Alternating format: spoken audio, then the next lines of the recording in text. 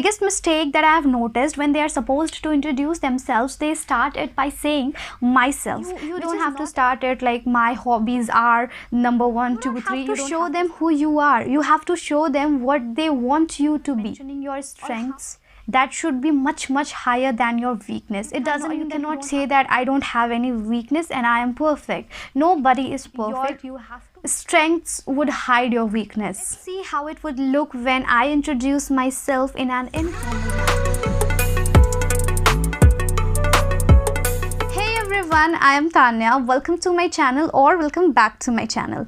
Today in this video I'm going to talk about how can you introduce yourself in a simplest and in a proper manner. Though it's really easy and it seems very simple to introduce yourself, you might be thinking that anyone can say something about themselves and it's easy, but the fact is that you have to be prepared all the time. If somebody asks you to introduce yourself suddenly, then you might get stuck. You might be thinking that from where to start the introduction. It really doesn't matter how good you are at that language that you are supposed to speak in or introduce yourself, but the thing is that when it comes to begin the conversation, then you are not able to get that flow. So just to create that environment, you are supposed to prepare your introduction. Now, what are the areas where you might have to introduce yourself? It can be your first day in college, it can be your first day in school, it can be at any job or at any interview.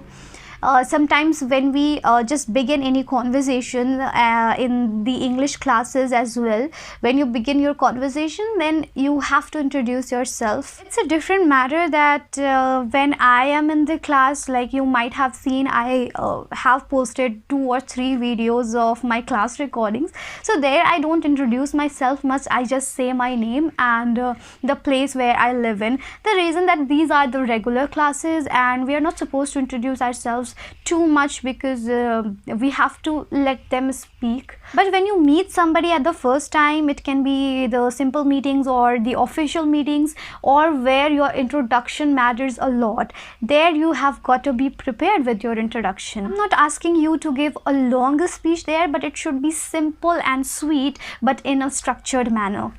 The biggest mistake that I have noticed, when they are supposed to introduce themselves, they start it by saying myself, which is not at all the correct way to say it or begin your conversation. Obviously you have to start it by greetings, but once you end your greetings, you cannot say myself. You just have to say my name is Tanya, I am Tanya, or you can say good morning all, this is Tanya. Let's see one by one what are the things we can add in our introduction. First is greetings. When you greet somebody, first of all, it depends what kind of conversation it is. If it is the formal one, then you have to say hello, good morning, good afternoon, according to the phase of the day.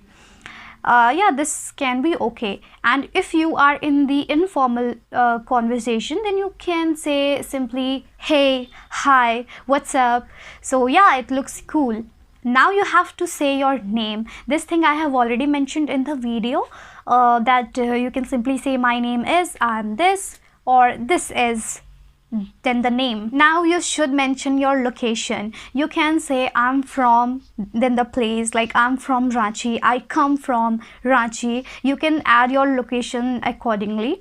Then you can also say, sometimes it looks cool when you say born and brought up, or born and raised. So if you were born in UP but you have brought up in Mumbai, then you can say I was born in UP and brought up in Mumbai. Or you can say I was born in UP and raised in Mumbai. Now you have to mention your current occupation, that what you are doing right now. If you are a student and if you are still studying, then you can simply jump to your education qualification. But if you are doing a part-time job or you are in any other field, then you can mention that. You can simply say I am working at this company, or whatever your occupation is. Now your education qualification, usually people say I am pursuing my graduation. This is okay. If you are pursuing it, then you can say.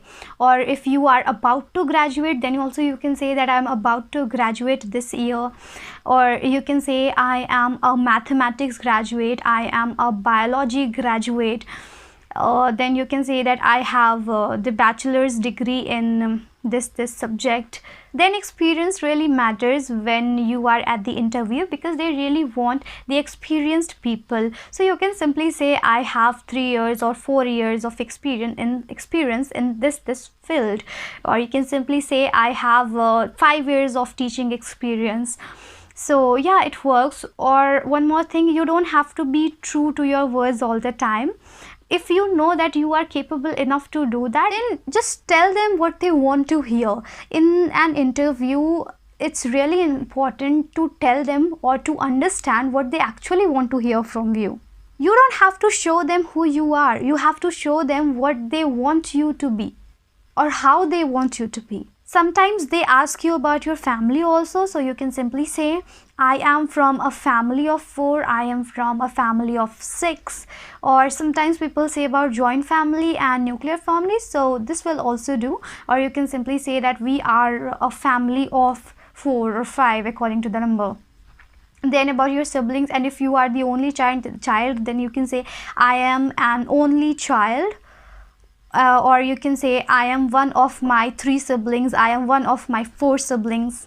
Then obviously if you mention about your hobbies, your areas of interest, then it makes your conversation so interesting. You don't have to start it like my hobbies are number 1, 2, 3. You don't have to start it like this. You just have to say that I love doing this, I love dancing, I really like singing. This way you just casually, you just have to start it, not by saying that my hobbies are, and then you have to list it. About your age, it's completely your wish whether you want to mention your age or not. So you can simply say I'm 20, I'm 21. Just one more crucial part is here, when in an interview you are asked to say your weakness or your strength part. So make sure when you are mentioning your strengths, that should be much higher than your weakness. It doesn't mean that you don't have to say your weakness. You have to say your weakness so that it may look really original.